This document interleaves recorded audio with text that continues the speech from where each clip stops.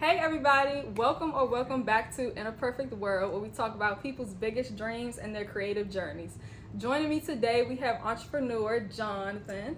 How you feeling? I'm blessed. I can't complain. I'm blessed, That's Another good. day. I'm happy to have you on here. I feel like I have a lot of entrepreneurs that come on, but I feel like you really get into the nitty gritty of entrepreneurship, like the numbers and how stuff works. So I'm really excited to pick your brain today. So before we hop into it, can you give me a short synopsis of what your business is about and what you do? Okay, yeah, for sure. Main thing, like you said, my name is Jonathan, serial entrepreneur, creative speaker.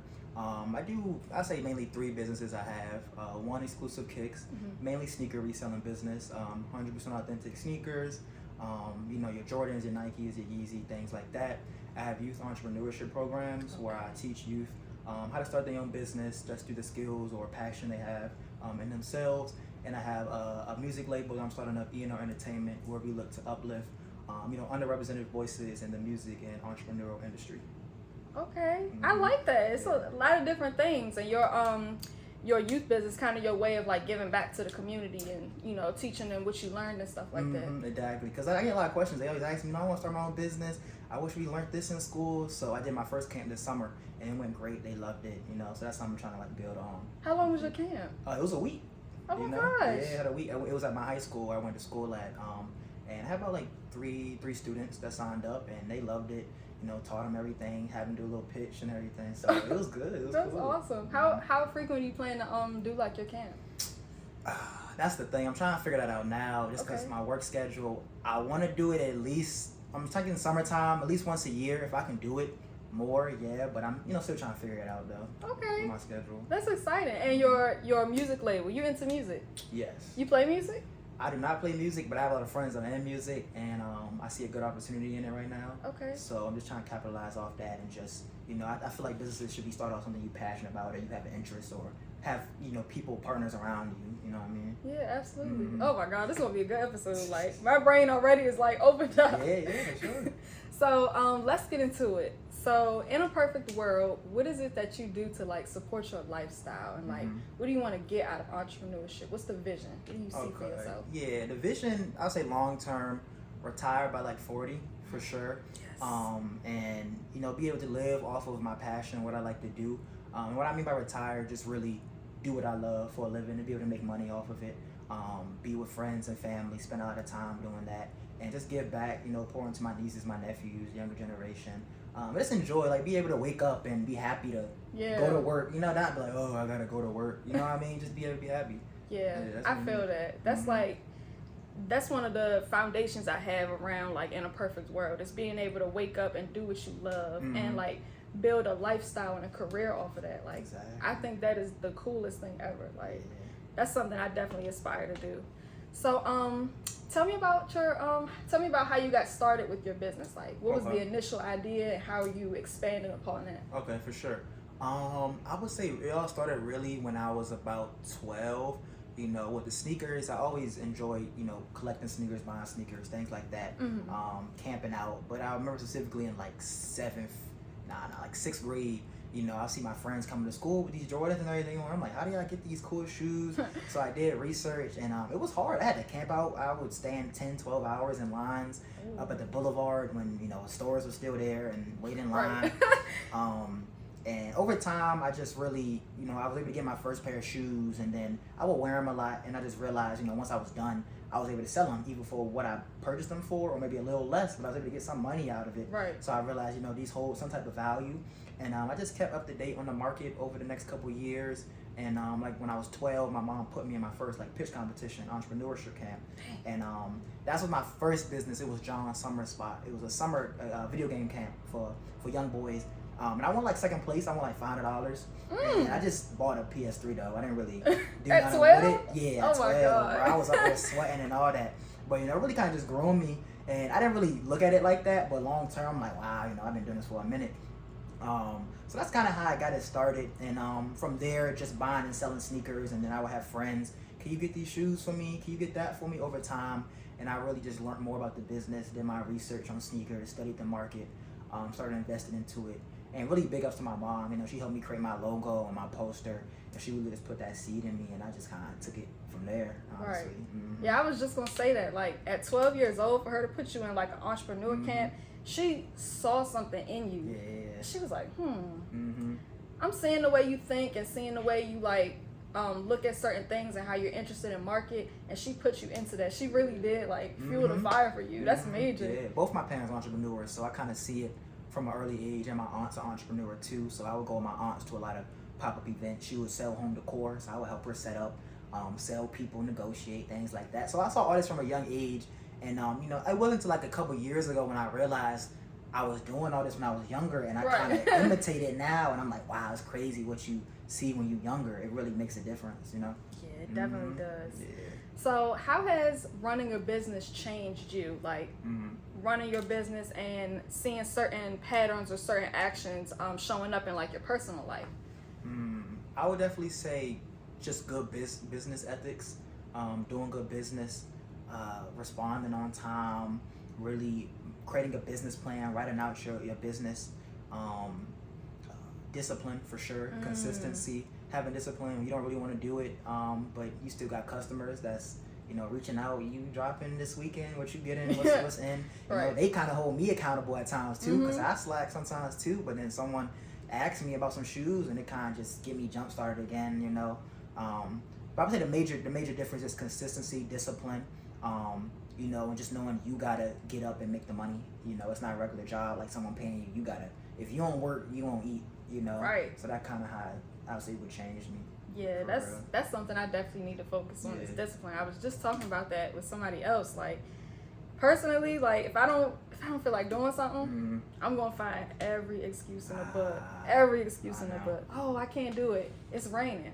I can't do it. It's hot outside. It's hard. It's hard. It's It not is. easy. It's not easy. Yeah, and it's good that you like got that from such a young age. That's something like I feel like I didn't really need discipline when I was younger. So now being older, I'm trying to like navigate that and figure out like, you know, how I'm gonna get stuff done. Okay. So I want to talk about a setback that you had recently this year on your graduation day. So of course, graduation day, you get to walk the stage and just good energy all around. You get your diploma, and in the midst of your graduation dinner, your car is broken into.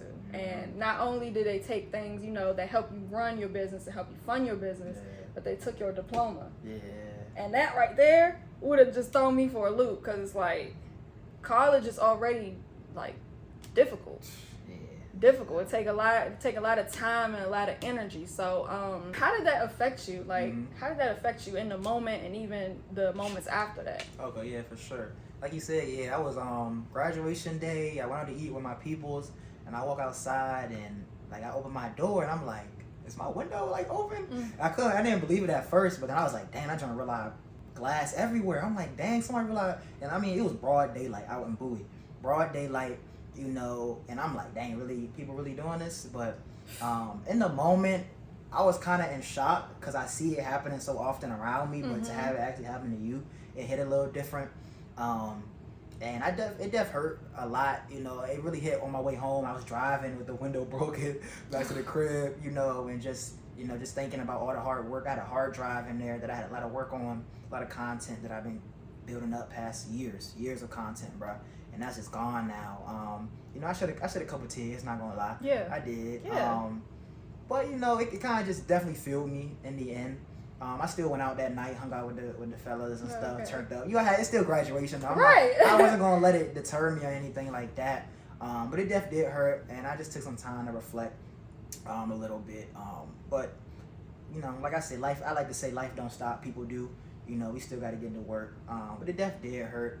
And but I really appreciate Bowie for really supporting me. You know, they bought me a new laptop, a new iPad, and really just showed love. And it's just blessed to have a community, you know, family and friends that really, you know, look out for me and support me. Then I had my graduation party the day after. So it was still good vibes. I'm not gonna lie, like it hit me a little bit, but you know, after a week, it kind of, sometimes I'll still be forgetting it happened. Yeah, I be forgetting. I'm like, oh yeah, they did. Like I just forget. I'm still like hustling, like, you know, I'm on to the next thing. That's good. You know? Yeah. That's good, because you never think it can be you. You know? As many stories as you see, you'd be like, oh, that'll never be me. Like, Mm-hmm. I'm out the way. It don't matter how out the way you are. Like, it don't. I got a friend too. His like 3-4 weeks prior, his car got stolen out of his apartment garage. Like, broke into his window and stole his whole car, and he had to get another one. And it's just like, people be broke. Yeah. They be broke, and they just they don't want to work for nothing, and they really just, just open my mind up to that. And it's just like, it's crazy. It's crazy out here. Yeah, people, they do what they feel like they gotta do to make it, and it's Yeah. sad because it's a lot of our youth. Mm-hmm. It be the young people. It's not the 25, 26-year-olds no more. It's 16, young 17, 18. I'm like, all this skill y'all using to hack these cars, y'all can go get a computer science degree or something, use that for something else. But we always gonna have that. You always gonna have people like that, you know what I mean? always. Yeah. Okay, wait. At this point, have they like found? No, is that like out the window at this point? Oh yeah, that's them police officers, they don't care. They pulled up. I'm not gonna lie, they was actually pretty quick. They pulled up, just did a little police report, and I sent out my serial number. Funny thing about that though, like, okay, so I didn't even mention this though, but like it's like a week after it happened, my iPad pinged, and it was at an apartment somewhere. I forgot what city, but it was like 20-30 minutes away. So I'm like, I called the fellas. I'm like, hey, pull up, let's go. I pulled up ready. I pulled up to my mom, let's go. I pulled up to that jump, and I'm looking on my phone, and it says it's in the apartment, like in the back of it. So I'm walking around, you know what I mean? I'm seeing if it move around. I call the police to pull up, but of course they can't really do nothing on it. They knock on a couple doors and just be like, hey, y'all know anybody got an iPad or anything? Which nobody gonna say nothing. Right. So I stayed out there for a couple hours, not gonna lie, just had to wait to see. But I couldn't find none, and it's like I can just, even if I did knock on the door, they ain't gonna be like, oh yeah, I took your stuff. Oh, you're right. Oh yeah, I broke into your car, sir. You know what I mean? So I just let it go from there, and then I'll say a month later, the iPad ping again, and guess where that joint was? It was already out in like Taiwan, like out the country, bro. Like I'm like, what? Like, so they sold it, got rid of it. No, the second place, it was at Iverson Mall. It went to Iverson Mall, so I guess they dropped it off there. And then let's say I know it's in Taiwan, like that joint was gone. So I'm just like, yeah. So I was telling you about my phone. I lost my phone out in LA, and something similar happened to me. Like I lost my phone, and 2 weeks later it popped up in China, and of course I got the location. So I'm like, like what now? It's a business. It's a business, man. Bro, but like whoever had the phone kept sending me like these spammy text messages. Unlock your phone. Unlock your phone. I got an email like in the morning too. They trying to unlock it. I was like, God bless Apple, cause they got. What are y'all doing? They trying. I changed my number and everything. I was like, I'm not dealing with that, cause it was really getting out of pocket. Like right now, asking me to unlock the phone. I'm like, I'm not unlocking the you phone, know bro. what I mean? Like, obviously, y'all took it. Like, it ain't yours. Like, moving into something a little more positive, because sure. that's in the past, right?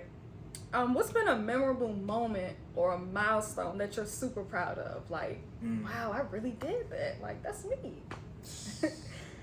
Definitely, I say it's two. Definitely, my first pitch, or I say my second pitch competition at Bowie State, winning in first place for that. That was definitely a memorable moment, and I'm grateful for that. Just because it kind of just propelled my career, and it really just I don't know the word, snowballed everything after and what I was doing. And the reason for that, just because I was really able to showcase my skills, and I really just surprised myself, just being able to be on stage and pitch an idea to a group of people and kind of have them understand it, having questions and feedback, and having them believe in me to where they gave me, money to invest into my business. Oh my gosh. That's definitely a memorable moment, because that's not easy. For sure that. And then I'll say the second one is this past internship I had this summer with the Department of Energy. That was so fire. Like I was grateful for that. Just because it was so many people that applied, and I was able to get in. 1 out of 15 students, and I was in there, and I was the only business student, in there. Everybody else was like engineers, STEM majors. So it was a little bit competitive, and I had to learn the technology, but I went in the second place for that. Okay. And Department of Energy pretty big, like, you know what I mean? So it was cool. That was definitely, I would say, my top 2 memorable moments. As far as I'll say for right now. Yeah. So the first competition, was it like an ongoing competition, like, or was it like one day everybody come in and showcase what they had. Okay, the one at Bowie or when I was younger? The one at Bowie. Bowie. It was an ongoing. So I would say like December we applied. By February we did like the mock. We did a round 2 pitch. So we did. It was like 15 students that pitched, and then you had to get drafted. So then they did like a top 5. So I had to do that, and then the top 5 was the final one that happened in like May. So it's a couple steps, and they helped us develop our business plan, create our pitch PowerPoint, get mentorship from entrepreneurs and things like that, get our finances right. So it was definitely a process, but but then there was like a 1-day pitch competition. We had like 5 students that did the pitch, and it was after that it kind of just ended. Okay, that's good though. I read, I actually read something. I don't know how true it is, but a lot of businesses don't profit in like their first year. Yeah. So really first 5. First really 5. It'd be like first 3 to 5 years you don't profit. Yeah. Yeah, I guess it costs money to make money, right? It really do. So yeah, I know that money helped you out a lot, like not jumpstarting, but like you said, snowballing your business and being able to expand. So that's awesome. That's really good. Yeah, and I think what really set me apart is just I've been doing it for so long. I started Exclusive Kicks in 2017. I did the pitch competition in 2022. So just, that just goes to show, like, you really got to stay consistent. Over the past few years, I was just keep hustling, grinding, growing. I was already profiting, making money.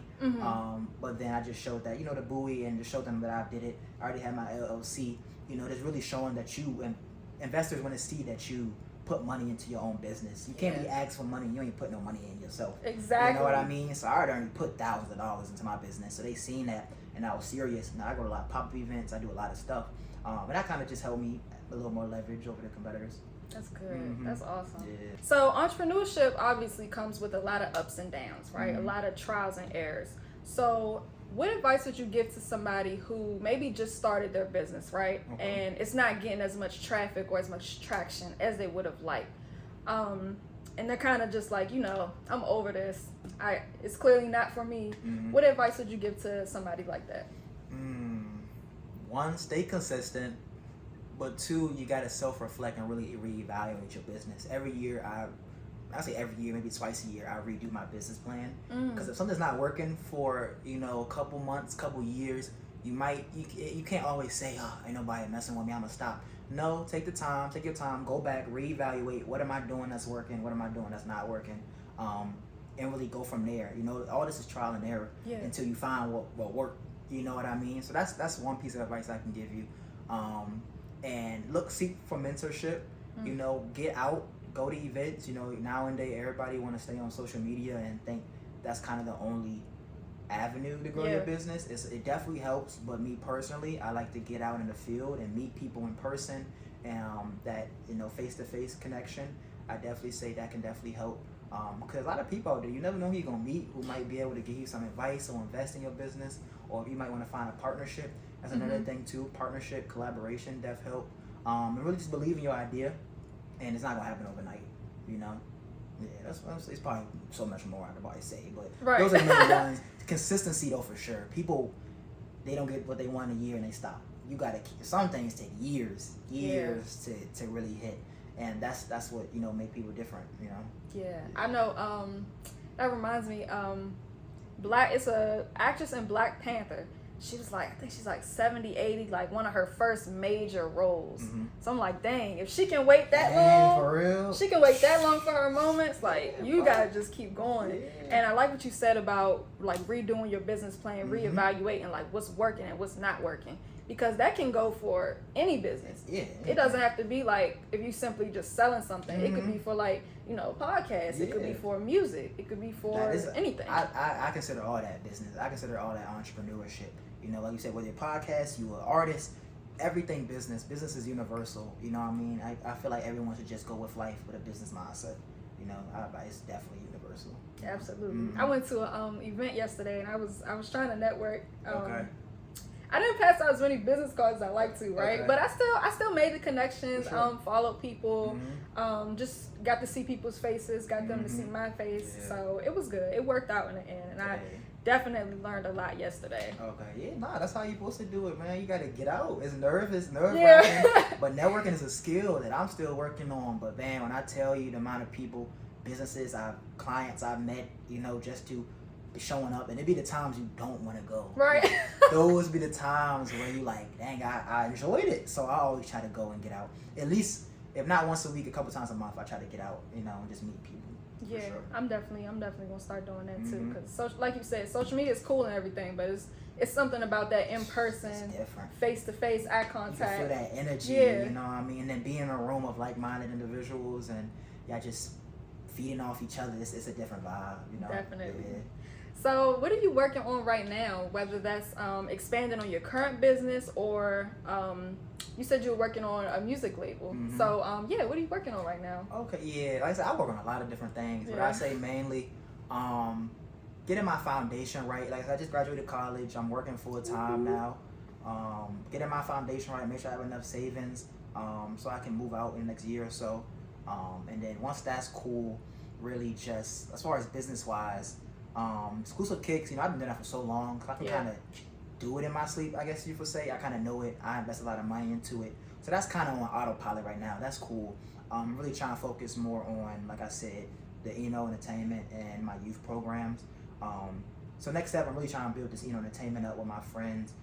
We travel a lot. We go to different studios. Like I just came back from Atlanta. Cool. And we did a lot of networking, getting content, and we really just trying to build the brand up. Cause we still fresh. With the entertainment. We did a pitch competition at Bowie 2 earlier this year. Okay. And we won like crowd favorite. So we got a little funding investment. So I know how to get some money for the business. Yeah, I see. I know how to get a little bread. You feel me? So like I said, we're really just trying to build that authenticity and that recognition first locally in the area. Cause we have some good talent on the team. I have my man Smooth. He's our artist. And one of the creative directors. My man Jay Cleasy. He's a producer. He worked with a lot of local artists like 3-0 Black, Blue, Lil Dude, things like that. And then I have my man's Big Raw.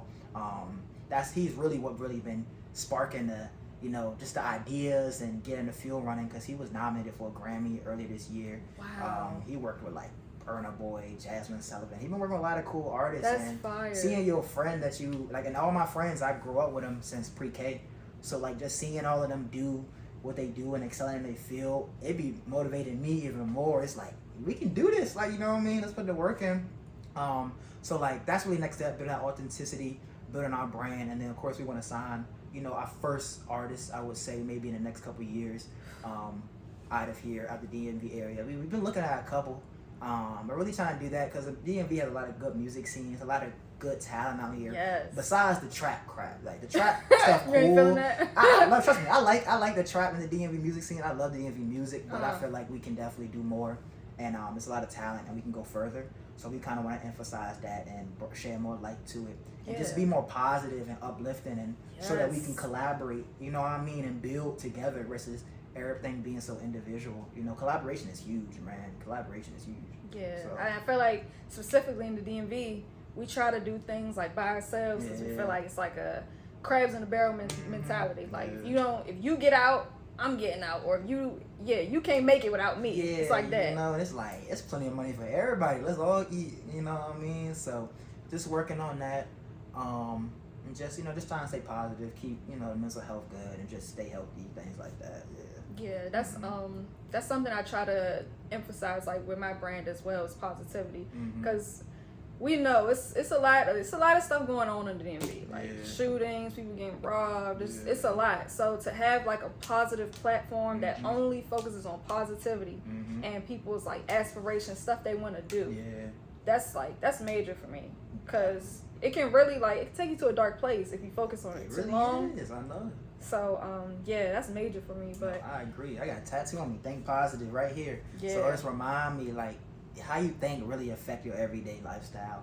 I know people that just wake up grumpy, and it's just like, I don't want that energy, man. Right. I'm trying to be happy. Nobody want to live their life being down and stuff. Of course, you gonna have them times, but you gotta bounce back quick. Right. Yeah, you can't sit there for too long. Exactly. Yeah, I can't wait to see what you guys do. Like, one thing I've noticed, like, not only from social media, but like from this conversation alone, it's like you're very big on self-improvement and just always elevating, not staying somewhere too long. So I have no doubt that you're going to be doing some big things. You're already doing amazing things. Appreciate you. It's really inspiring to see. Appreciate you. You too, right? You too. I love seeing people hustling and put it, but I love people, a lot of people talk, but I like seeing people do it. Like, you know what I mean? You doing it. All that talking stuff talk is cheap, you know. I like seeing you doing it and put the work in. That's what I love. And like, if you whatever you need, just let me know. You know what I mean? Definitely, sure. Vice versa. Yeah, I did a lot of talking before I actually sat down and started. I was like, do I want to do it? Maybe. All right, let's just do it and see how it goes. And I was like, okay, it's never as bad as you think it is in your mind. It's not that bad. Yeah. Just gotta do it. Well, I appreciate you coming on today, taking the time out to come and talk with me, allowing me to pick your brain a little bit. Definitely. Thank you guys for tuning into In a Perfect World. Again, my name is Carmen Renee. I'm here with Jonathan, and we'll see you next time. Appreciate you.